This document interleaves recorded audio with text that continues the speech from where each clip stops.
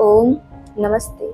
जैसा कि आप सभी जानते हैं कि हमारा प्यारा भारत देश बहुत से कारणों से गुलाम रह चुका है और उन सभी कारणों में से एक मुख्य कारण है और वो है अंधविश्वास। जी हाँ, अंधविश्वास। तो आज का हमारा विषय यह है अंधविश्वास के टारगेट पर आपका और हमारा प्यारा भारत देश। अंधविश्वास वह बीमारी है जिस बीमारी से त्रस्त होकर हमने अपने अतीत में बहुत कुछ गवा दिया है। पश्चिम में ईरान, इराक से पूर्व में जावा, कंबोडिया, बाली आदि देशों तक फैली वैभवशाली भारतीय संस्कृति आखिर कैसे सिमट चली गई। अगर आप हमारी सांस्कृतिक, आर्थिक और राजनीतिक हार के कारणों को सही जानना चाहते हैं तो प्लीज सत्यार्थ प्रकाश को पढ़िए। भारतवासियों की हार का मुख्य कारण रहा अंधविश्वास। जी हाँ, अंधविश्वास, अंधविश्वास और अंधविश्वास। याद कीजिए वो सोमनाथ के मंदिर का इतिहास।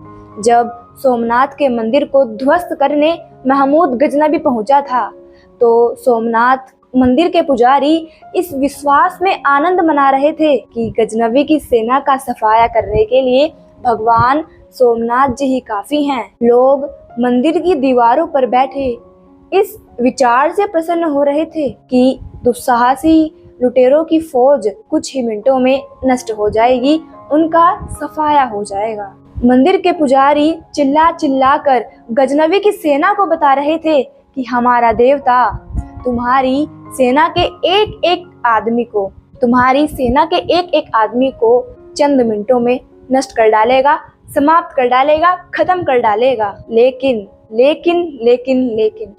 जैसे ही गजनवी की सेना ने नरसंहार शुरू किया और 50,000 हिंदू मंदिर के मुख्य द्वार पर मारे गए और मंदिरों को तोड़कर मंदिरों की करोड़ों की संपत्ति लूट ली गई। यदि उस समय 50,000 हिंदू एक पत्थर उठाकर एक सैनिक पर प्रहार करते तो शायद आज सोमनाथ का मंदिर बच जाता और भारतीय संस्कृति की धराधाम का सम्मान भी बच जाता। यह इतिहास की एकलौती कहानी नहीं है। जब ढोंगी पाखंडियों ने अंधविश्वास के कारण भारतीय गौरव का मान मर्दन किया और सोमनाथ की भयंकर त्रासदी के बाद तथाकथित स्वयंभू लोगों ने जागरूकता फैलाना उचित नहीं समझा और इस श्लोक के सहारे लोगों को प्रतीक्षा में बिठाकर कायर बना दिया। और वो श्लोक यह है, यदा यदा हि धर्मस्य ग्लानिर्भवति भारतः अभ्युत्थानम् अधर्मस्य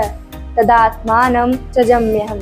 अर्थात जब धर्म की हानि होगी तब मैं भगवान अवतार बनकर आऊंगा। इसी अंधविश्वास में कितने वीर जातियां धोखा खाती रहीं।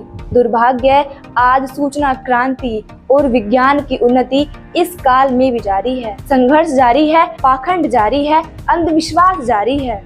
आज इन लुटेरों ने अपना नया रूप धर लिया है। कोई बंगाली बाबा के नाम पर तो कोई नौकरी दिलवाने के नाम पर और तो और भूत प्रेत वशीकरण करने के नाम पर। ये गजनवी आशु महाराज झांगुर बाबा का खोल पहनकर आज गली गली में घूम रहे हैं। काल बदले कैलेंडर बदले।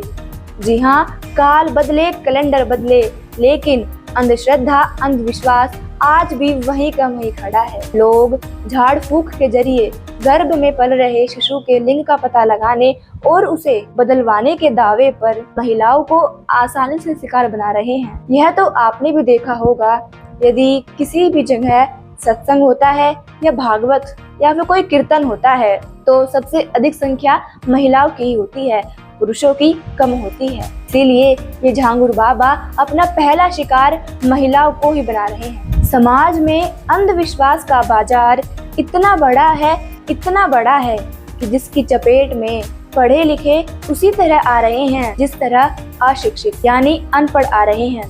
अगर आप अपने आने वाली पीढ़ी को इस अंधविश्वास से बचाना चाहते हैं तो प्लीज महर्षि दयानंद जी की कालजयी ग्रंथ सत्यार्थ प्रकाश को पढ़े और पढ़वाएं, तभी इस विश्व का कल्याण हो सकता है। सोच बदलोगे तो सब बदलेगा। इति ओम। धन्यवाद।